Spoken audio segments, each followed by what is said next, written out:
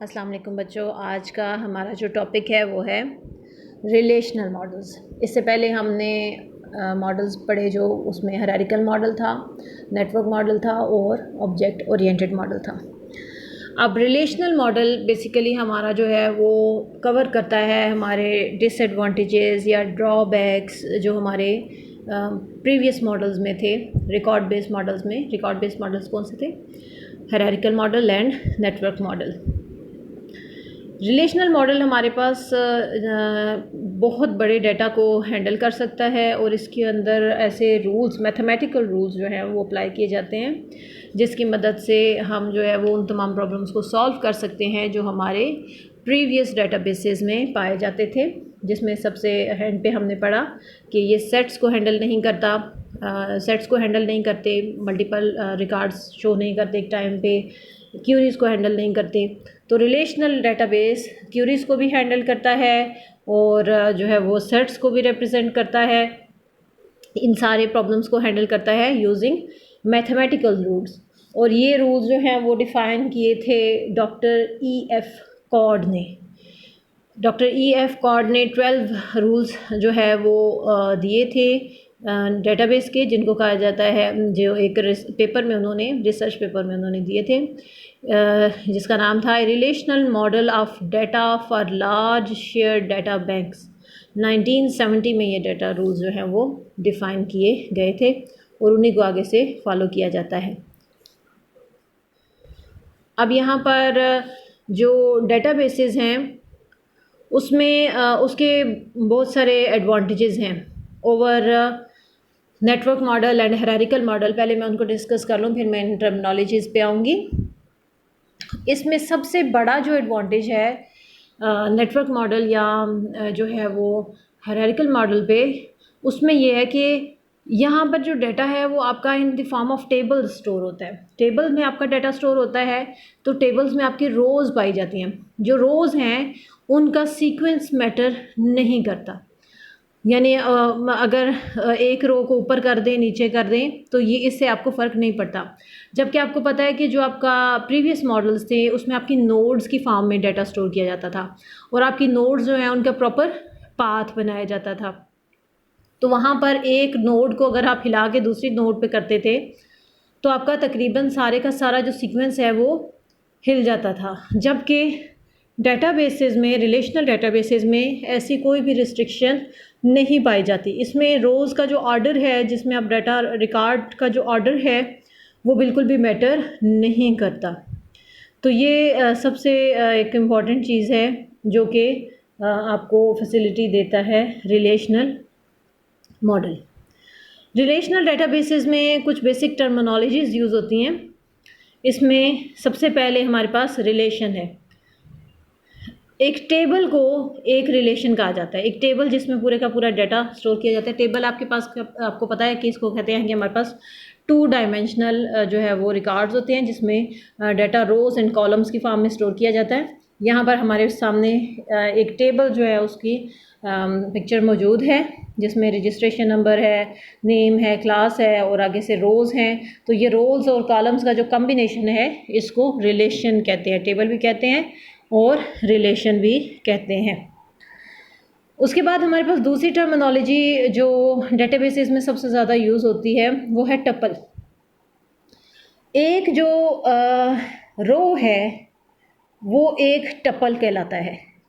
एक रो, इसको रो भी कहते हैं, रिकॉर्ड भी कहते हैं और टपल भी कहते हैं। जैसे यहाँ पर आपको एरो के साथ दिखा रहे हैं कि यहाँ पर हमारे पास कितनी रोज़ हैं? 1 2 3 4 5 6 रोज़ हैं और हर जो रो है वो एक टपल है। हर जो रो है वो एक रिकॉर्ड है। उसमें किसी एक पर्टिकुलर पर्सन या ऑब्जेक्ट के बारे में डाटा जो है वो स्टोर किया जाता है, depending on the type of database.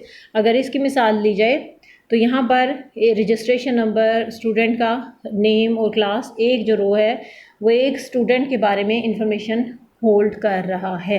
इसको टपल भी कहते हैं। इसके बाद हमारे पास थर्ड जो टर्मिनोलॉजी यूज़ होती है इसके लिए अंदर, वो है एट्रीब्यूट। एट्रीब्यूट सॉरी, इसको एट्रीब्यूट भी बोलते हैं, कॉलम भी बोलते हैं। इसको जो है फील्ड भी बोलते हैं। एक चीज़ जिसके बारे में आप डाटा स्टोर कर रहे होते हैं उसकी जो करेक्टरिस्टिक्स होती हैं उनको एट्रीब्यूट का नाम दिया जाता है। एक टेबल में एक से ज़्यादा एट्रीब्यूट्स जो हैं वो हो सकते हैं। फॉर एग्ज़ाम्पल यहाँ पर हमारे पास 3 एट्रीब्यूट हैं, स्टूडेंट के 3 एट्रीब्यूट्स हैं, रजिस्ट्रेशन नंबर, नेम और क्लास, ये 3 एट्रीब्यूट्स हैं। आगे जो उनमें डाटा स्टोर्ड है वो हर फर्द का अपना अपना है, लेकिन बेसिकली इस टेबल के अंदर 3 एट्रीब्यूट्स, 3 कॉलम मौजूद हैं। एक रजिस्ट्रेशन नंबर है, दूसरा नेम है और तीसरा क्या है, क्लास है। ये तीनों जो है ये एट्रीब्यूट्स हैं। इसके बाद हमारे पास नेक्स्ट जो टर्म यूज़ होती है वो है डोमेन। डोमेन की टर्म यूज़ होती है कि इसमें जितनी पॉसिबल वैल्यूज़ एक एट्रीब्यूट में आ सकती हैं उसको हम उस एट्रीब्यूट की डोमेन कहते हैं। एक एट्रीब्यूट के अंदर जितनी पॉसिबल वैल्यूज़ आ सकती हैं उसको हम उस एट्रीब्यूट के डोमेन कहते हैं। जैसे हमारे पास एट्रीब्यूट है क्लास, तो क्लास के अंदर एमएससी भी हो सकती है, बीएससी भी हो सकती है, एफए भी हो सकता है। तो ये जितनी पॉसिबल वैल्यूज़ हैं जो एक क्लास के एट्रीब्यूट के अंदर आ सकती हैं, ये सारी क्या कहलाएंगी, डोमेन क्लास। इसी तरह रजिस्ट्रेशन नंबर है, तो रजिस्ट्रेशन नंबर के अंदर जितने पॉसिबल रजिस्ट्रेशन नंबर आ सकते हैं उनको हम डोमेन रजिस्ट्रेशन नंबर यानी कि रजिस्ट्रेशन नंबर की डोमेन कहेंगे। और इसी तरह नेम के अंदर जितने पॉसिबल नेम आ सकते हैं वो सारे डोमेन नेम कहलाएंगे। इसके बाद जो नेक्स्ट टर्म हमारे पास यूज़ होती है वो है डिग्री। एक टेबल में कितने नंबर ऑफ़ एट्रीब्यूट्स जो हैं वो मौजूद हैं उसको हम कहते हैं डिग्री ऑफ दैट टेबल। जैसे अगर इस टेबल की बात की जाए जो सामने मौजूद है, तो इसमें हमारे पास 3 एट्रीब्यूट्स मौजूद हैं। तो इस टेबल की जो डिग्री है, इस रिलेशन की जो डिग्री है वो क्या है, 3। इसके बाद हमारे पास नेक्स्ट टर्मिनोलॉजी है कॉर्डिनैलिटी। कॉर्डिनैलिटी क्या कहती है कि एक टेबल में जितने नंबर ऑफ़ रोज़ या रिकॉर्ड्स या टप्पल्स, तीनों ये टर्म्स आपको सारी याद होनी चाहिए क्योंकि ये टर्मिनोलॉजीज़ आगे फर्दर आपके हमने पढ़ना रिलेशनल डेटाबेसेस को ही है, तो उसमें ये यूज़ होनी है, तो आपको ये सारी टर्म्स जो हैं वो याद होनी चाहिए। तो कॉर्डिनैलिटी जो है वो क्या है कि एक टेबल में जितने नंबर ऑफ़ रोज़, रिकॉर्ड्स या टप्पल्स पाए जाते हैं उसको हम उस रिलेशन या टेबल की कॉर्डिनैलिटी का नाम देते हैं। इस टेबल की जो कॉर्डिनैलिटी है वो 6 है क्योंकि इस टेबल में 6 रोज़ जो हैं वो पाई जाती हैं। ये कुछ बेसिक जो टर्मिनोलॉजीज़ हैं यूज़ होती हैं हमारे डेटाबेसेस में।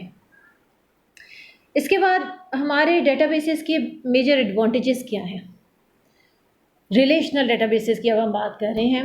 रिलेशनल डेटाबेसेस में सबसे इम्पॉर्टेंट उसका एडवांटेज ये है कि वो डाटा इंटेग्रिटी को हैंडल करता है। 2 लेवल्स के ऊपर ये जो है वो इसको हैंडल करता है, फील्ड लेवल से लेके टेबल लेवल तक। यानी कि एक फील्ड लेवल पे डाटा इंटेग्रिटी क्या होगी कि जो डाटा उस फील्ड में एंटर किया जा रहा है वो दुरुस्त हो, और टेबल लेवल पे ये है कि जब आप रिलेशनशिप्स टेबल्स के आपस में क्रिएट करते हैं तो इस चीज़ को देखना कि जिस के बारे में डाटा एंटर किया जा रहा है उसके बारे में दूसरे टेबल में डाटा मौजूद है या नहीं है जिसके साथ उसका रिलेशनशिप बना हुआ है, तो इसको टेबल लेवल पे इंटेग्रिटी को चेक करना होगा। इंटेग्रिटी आप पहले ही जानते हैं कि एक्यूरेसी को मेंटेन करना ताकि हर किस्म की जो फॉल्स इंफॉर्मेशन है वो डेटाबेस में एंटर होने से रोकी जा सके, इसको हम डाटा इंटेग्रिटी कहते हैं। हम फर्दर जो है वो इस टॉपिक को डिटेल में भी स्टडी करेंगे कि डाटा इंटेग्रिटी को हम किस तरह से मेंटेन करते हैं अपने कमिंग चैप्टर्स में। लेकिन अभी तक के लिए आपको इतना ज़रूर पता होना चाहिए कि ये डाटा इंटेग्रिटी फील्ड लेवल से लेकर टेबल लेवल तक हैंडल की जाती है। 2 लेवल्स पे हैंडल की जाती है। फील्ड लेवल पे ये है कि डाटा टेबल के अंदर एक्यूरेट हो, फील्ड के अंदर एक्यूरेट हो, उसमें कोई गलत डाटा ना एंटर किया जाए। और टेबल लेवल पे क्या है कि जिस चीज़ के बारे में डाटा एंटर किया जा रहा है आया उसके बारे में इंफॉर्मेशन दूसरे या प्रीवियस टेबल में मौजूद है या नहीं मौजूद, इसको चेक करना डाटा इंटेग्रिटी रूल्स का काम है। इसके लिए रूल्स जो है वो लगाए जाते हैं जो वैलिडेशन चेक करते हैं। उसके बाद हमारे पास इसका दूसरा एडवांटेज है डाटा इंडिपेंडेंस। आपका डाटा लॉजिकली अगर आप जो है वो डिज़ाइन को चेंज करते हैं, इसमें किसी किस्म का कोई इफ़ेक्ट नहीं करता। स्ट्रक्चरल इंडिपेंडेंस में आपको पता है कि आपका जो डेटाबेस है उसका जो अगर उसका स्ट्रक्चर चेंज भी किया जाए तो ये जो डाटा या उसके जो मौजूद होंगे वो पाथ वगैरह जो मौजूद होंगे वो उनको बिल्कुल भी डिस्टर्ब नहीं करेगा। आप ऑलरेडी 3 लेवल आर्किटेक्चर में डाटा इंडिपेंडेंस और स्ट्रक्चरल इंडिपेंडेंस को डिटेल में स्टडी कर चुके हैं। उसके बाद हमारे पास डाटा एक्यूरेसी आ जाता है। इसके लिए हमारे पास बहुत सारे कंस्ट्रेंट्स पाए जाते हैं जिनमें डाटा एक्यूरेसी और डाटा कंसिस्टेंसी को रिलेशनल मॉडल में अप्लाई करने के लिए किया जा सकता है यूजिंग दोज कंस्ट्रेंट्स। जैसे आपका फ़ोन नंबर है तो इसका एक पर्टिकुलर लेंथ है, इस चीज़ को मेंटेन करना कि जब एक यूज़र जो है वो फ़ोन नंबर एंटर करे डाटा में तो उसकी वो पर्टिकुलर लेंथ हो, ना उससे वो छोटा नंबर एंटर कर सके ना उससे बड़ा एंटर कर सके। इसके लिए रूल्स जो हैं वो कॉन्स्ट्रेंट्स अप्लाई किए जाते हैं। बिल्ट इन कॉन्स्ट्रेंट्स हमारे डेटाबेसेस के अंदर मौजूद होते हैं, कुछ खुद भी लिखे जा सकते हैं, तो इसके थ्रू जो है वो डाटा एक्यूरेसी मेंटेन की जा सकती है। नेक्स्ट इसका जो सबसे बड़ा एडवांटेज है वो है easy data retrieval and sharing. इसमें किसी किस्म के जो है वो पॉइंटर्स नहीं पाए जा रहे। इसमें आप डाटा को बड़ी आसानी से रिट्रीव कर सकते हैं और शेयर कर सकते हैं। इसमें क्यूरी की फैसिलिटी मौजूद है, क्यूरी क्वेश्चन करने की फैसिलिटी मौजूद है। अगर हमारे पास एक टेबल है जिसमें ढेर सारा डाटा मौजूद है, 1000 रोज़ मौजूद हैं और हमें उसमें से जो है वो सेलेक्टिव डाटा चाहिए तो हम उस सेलेक्टिव क्यूरी या क्वेश्चन करके डाटाबेस से डाटा ले सकते हैं। इसके लिए हमें किसी किस्म के पॉइंटर्स की ज़रूरत नहीं पड़ती। ये हमारे रिलेशनल डेटाबेसेस के मॉडल्स हैं। इसको मैंने अलग अलग से डिटेल इनकी इसलिए इसमें दोबारा से ऐड नहीं की क्योंकि ये तकरीबन ये वो पॉइंट्स हैं जो हम चैप्टर नंबर 1 में ऑलरेडी स्टडी कर चुके हैं। अगर आपको इसके बारे में किसी किस्म की भी कोई क्वेश्चन हो, आपका कोई क्यूरी हो, तो आप मुझे कमेंट कर सकते हैं।